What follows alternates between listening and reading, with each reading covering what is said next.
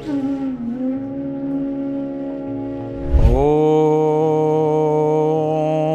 श्री परमात्मने नमः। आप सभी को बहुत बहुत आशीर्वाद, शुभकामनाएं। और आप सब के लिए इस 2024 में फिर से एक निमंत्रण मैं अपनी तरफ से दे रहा हूं। हम सभी लोग जानते हैं कि प्रत्येक वर्ष आनंदधाम आश्रम में अपने सभी भक्तों के घर परिवार में, जीवन में धन धान्य की अभिवृद्धि हो, सुख स्वास्थ्य सबको प्राप्त हो, सफलताएं मिलती रहें और हमारे सबके कर्म कितने भी अनुकूल प्रतिकूल हों तो भी प्रभु की कृपा से सबके काम चलते रहें, सबका सुख सौभाग्य बढ़ता रहे। उतार चढ़ाव जीवन में कैसे भी हों, लेकिन किसी भी प्रकार से कोई भी ऐसी विघ्न बाधा ना आए कि व्यक्ति का मान भंग हो, उसके जीवन में विपन्नता आ जाए, उसका जीवन दुख से भर जाए। तो इसीलिए 23 वर्ष हो गए जिन वर्षों से हम नित्य निरंतर आनंदधाम आश्रम में दीपावली से पूर्व अपने सभी श्रद्धालु भक्तों के लिए यह गणपति भगवान का आराधन और लक्ष्मी माता का आराधन उसको ध्यान में रख करके ये गणेश लक्ष्मी महायज्ञ किया करते हैं। और पिछले दिनों जब कोरोना काल था तब उस समय हमने एक व्यवस्था की थी कि महामारी है तो फिर हम वेदों का यज्ञ भी साथ साथ कर लें। हर बार कुछ न कुछ नई चीज़ साथ में जोड़ते हैं, क्योंकि आप लोग देख रहे हैं कि पूरे विश्व भर में इस समय जिस तरह का दबाव चल रहा है। मैंने 4-5 वर्ष पहले कहा था कि आने वाला समय आर्थिक रूप से भी दबाव का होगा, स्वास्थ्य के रूप में भी दबाव का होगा, परिवारों में भी समस्याएं रहेंगी, अनेक तरह के उतार चढ़ाव रहने वाले हैं। क्योंकि दिखाई दे रहा था कि काल अपना भयंकर रूप लेकर इस संसार में अनेक अनेक लोगों के साथ इस समय परीक्षा लेता हुआ हर एक के भीतर उसकी शक्ति क्या है, उसकी योग्यता क्या है, इस सब की परीक्षा ले रहा है। तो इसलिए मैंने कहा था कि सभी लोगों को श्रद्धा भाव से यज्ञ करना चाहिए, क्योंकि यज्ञ को कहा गया है यज्ञो वै विष्णु, यज्ञ भगवान है।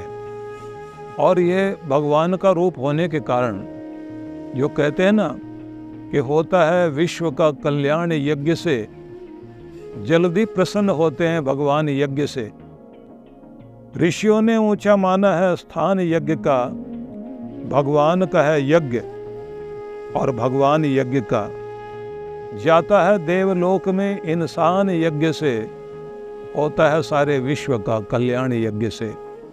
तो ये जो गाया जाता है ये वास्तव में सही है, क्योंकि अग्निना अग्निम समिध्यते, पवित्र अग्नि से ही हमारे भीतर की दिव्य अग्नि जागृत होती है। इसलिए कहा जाता है अग्निर्वै मुखम देवानाम, देवताओं का मुख अग्नि है। जब सब मिलकर आहुति देते हैं उस समय का एक अलग ही प्रभाव होता है। पूरे ब्रह्मांड में आपकी मंत्र ध्वनियाँ, आपकी आहुतियों का प्रभाव, आपकी प्रार्थना का प्रभाव बहुत अद्भुत होता है। उससे आपकी आत्मा का ओरा शुद्ध होता है, आपके भीतर समृद्धि की शक्ति आती है, आपके घर परिवार में प्रेम बने, एकता बने, इसका आशीर्वाद मिलता है। आपका आरोग्य बन जाए, आपके जीवन में सफलताएं चलें और आपके दुख में आपके पास एक रक्षा कवच आ जाए। इसके लिए ये जो मैंने बहुत पहले अपनी साधना में बैठकर देखा था कि मुझे अपने सभी भक्तों के लिए, सभी लोग दीक्षित हैं, श्रद्धालु हैं, गुरु को मानने वाले लोग हैं, तो मैं आपके लिए क्या कर सकता। हर दिन जो मैं आपके लिए करता हूँ अपनी प्रार्थनाओं में, वो तो करता ही हूँ, लेकिन मेरी इच्छा रही है कि पूरे वर्ष में एक समय आता है जब कहा जाता है वरदानों की बरसात होती है, मुरादों की जो रात आती है, उसे माना जाता है शरद पूर्णिमा। और अद्भुत बात यह है कि दीपावली से पूर्व यह शरद पूर्णिमा का अवसर आता है, उसी के साथ में आती है धनतेरस। इस समय में यदि व्यक्ति बैठकर गुरु के धाम में, पवित्र यज्ञ भूमि में आहुति दे, और मजा देखिए कि हम लोगों ने जो हवन कुंड भी बनाए हैं, वो जो आप ऊपर वेदी पर आकर देखते हैं ना, कभी आपको उसका रहस्य बताऊंगा मैं, कि जो चतुर्कोण वाला है वो क्या लाभ देता है, जो चंद्र कोण वाला है वो क्या लाभ देता है, जो कमलाकार है वो क्या लाभ देता है, जो चंद्राकार है वो क्या लाभ देता है। कोई आपके मन के लिए, कोई आपके विकास के लिए, कोई आपके आरोग्य के लिए, और कोई आकार बनाया जाता है इस बात के लिए कि आपका प्रोटेक्शन हो, आपकी सुरक्षा बनी रहे। बहुत विधि के साथ में हम लोग ये व्यवस्था करते हैं। तो मैं सबसे पहले तो आपसे एक बात कहूँगा, दीपावली आ रही है, लक्ष्मी माता सबके घर में कृपा करना चाहती है, तो क्या आप उसके लिए तैयार हैं? आपने दीपावली के लिए तैयारी कर ली है?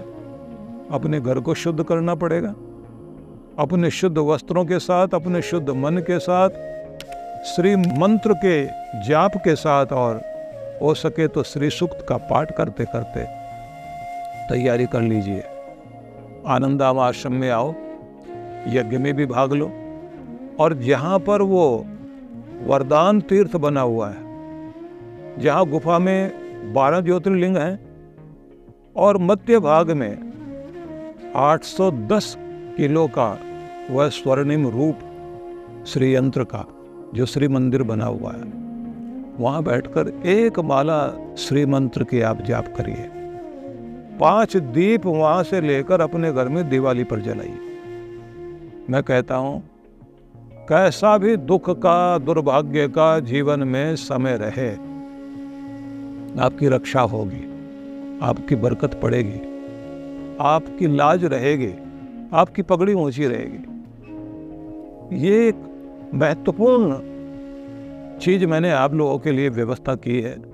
कभी भगवान शिव माता पार्वती पर प्रसन्न होकर जब बता रहे थे कि श्री मंत्र का जाप करे व्यक्ति, नाम के आगे श्री शब्द का प्रयोग करे, श्री यंत्र का पूजन करे, तो उस व्यक्ति की स्त्री बनी रहती है।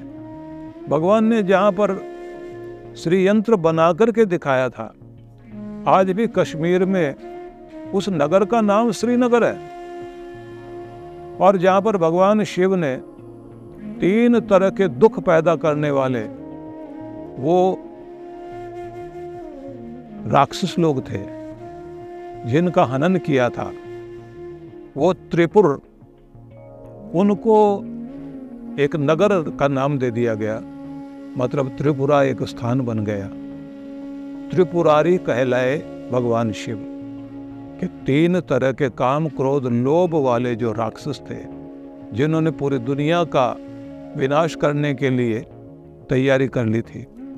स्थान स्थान पर आप अमरनाथ से लेकर के आप श्रीनगर और त्रिपुरा, कितने कितने स्थान हैं आपके, कैलाश से लेकर। मैं वो सब चर्चा न करके आपको सिर्फ ये बताना चाहता हूँ, आनंद धाम भी एक ऐसा स्थान है जहाँ साधना में बैठकर मैंने भगवान के निर्देशन को देखकर भूमि का चयन किया था। जो उनके आदेश हैं उसके अनुरूप मैं आप सबके कल्याण के लिए कार्य करता रहता हूँ। इसलिए कल्प वृक्ष जहाँ है, गुरुकुल जहाँ है, जहाँ पर भगवान पशुपतिनाथ का स्थान है, जहाँ 12 ज्योतिर्लिंग है, जहाँ पवित्र गौशाला है, और जहाँ पर निरंतर भंडारा चलता रहता है, और जहाँ दुख दूर करने के लिए करुणा सिंधु हॉस्पिटल के माध्यम से सबके लिए दवा औषध का प्रयोग हो रहा है, ऐसे पवित्र स्थान में जब आप श्रद्धा भावना लेकर आते हैं जितनी गहरी श्रद्धा लेकर के आओगे आपका निश्चित रूप से कल्याण होगा। इसलिए तैयारी कर लीजिए। लक्ष्मी माता को आप आमंत्रण दें, उनकी आगवानी की तैयारी कर लीजिए। और जैसे कहा जाता है कि कोशिश तो होनी चाहिए कि गुरु के धाम से, लक्ष्मी स्थान से ज्योति लेकर के अपने घर में दीप जला के रखो। तो कुछ भी हो आप श्रद्धा भाव से आओ, और जितनी श्रद्धा से आओगे भाई उतनी ही कृपा आपके जीवन में आएगी। तो ये एक अवसर है जिसके लिए मैं आप सबको निमंत्रण दे रहा हूँ। और 16 अक्टूबर से 19 अक्टूबर तक का यह श्री गणेश महालक्ष्मी यज्ञ का आयोजन किया गया है। इस श्री गणेश महालक्ष्मी यज्ञ में मैं आप सबको निमंत्रण दे रहा हूँ। और यदि कारणवश कोई व्यक्ति नहीं पहुँच पाए तो भी अपना हृदय जोड़े रखना, मन जोड़े रखना, संकल्पित यजमान बन जाना। संकल्पित यजमानों के लिए मैं नित्य निरंतर जब यज्ञ चलता है खुद जा करके उनके चित्र जहाँ लगे होते हैं, उनके श्रीयंत्र जहाँ रखे होते हैं, मैं वहाँ जा करके पुष्प अर्पित करके यज्ञ करने के बाद में मंगल कामना किया करता हूँ कि भगवान जो ये शरीर से यहाँ नहीं पहुँच पाए, मन से यहाँ जिनका ध्यान टिका हुआ है, उन सभी संकल्पित यजमानों के घर में सुख समृद्धि देना, इस यज्ञ का फल वहाँ मिले। अब लोग ये भी जानते हैं कि भगवान कृष्ण ने जब खांडव प्रस्थ को जला करके उसका नाम इंद्रप्रस्थ रखा और वहाँ बहुत बड़ा राजसूय यज्ञ हुआ, तो आप जानते हैं उसका प्रभाव पहले तो हस्तिनापुर हुआ करता था। अब पूरी दुनिया के नक्शे में हस्तिनापुर एक छोटी सी जगह रह गई, और जहाँ यज्ञ करके भगवान ने अपनी कृपा बरसा दी वो खांडवप्रस्थ बन गया इंद्रप्रस्थ। और वो इंद्रप्रस्थ जो है वही है आपके भारत देश की राजधानी, क्योंकि वो किसी व्यक्ति ने नहीं बसाई, वो भगवान ने बसाई। और भगवान ने भी ये कहा कि अगर समस्त दोष दूर करने हैं तो यहाँ यज्ञ कर। और दुनिया दुनिया से वो ऋषियों को लेकर के आए थे। तो भाई यज्ञ कभी मत छोड़ना।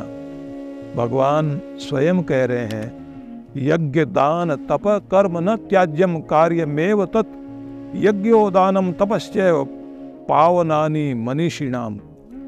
मनुष्य को कभी भी यज्ञ नहीं छोड़ना चाहिए, यज्ञ में हाजिरी लगाना अपना कर्तव्य मानना चाहिए, क्योंकि मनुष्यों के लिए इस दुनिया में पवित्र करने वाली चीज, पाप ताप को नष्ट करके सुख समृद्धि देने वाली चीज यज्ञ से बढ़कर कुछ नहीं हो सकती। ये भगवान श्री कृष्ण ने स्वयं गीता में कहा। आप सभी के लिए एक और आनंद की बात मैं बता देता हूँ कि जब आप यज्ञ में भाग लेंगे उसी के साथ में आप सबको मैं वह वरदान सिद्धि विद्या, वरदान विद्या, उसके लिए भी अभ्यास कराऊंगा। यदि आप उसके लिए भी अपने आप को अभी से रजिस्टर्ड करा लें तो बहुत अच्छा रहेगा, क्योंकि ये अवसर वर्ष में एक बार ही आता है। तो आइए, आप पधारिए, लाभ लीजिए। आप सबको बहुत बहुत मंगल कामनाएं, बहुत बहुत शुभकामनाएं।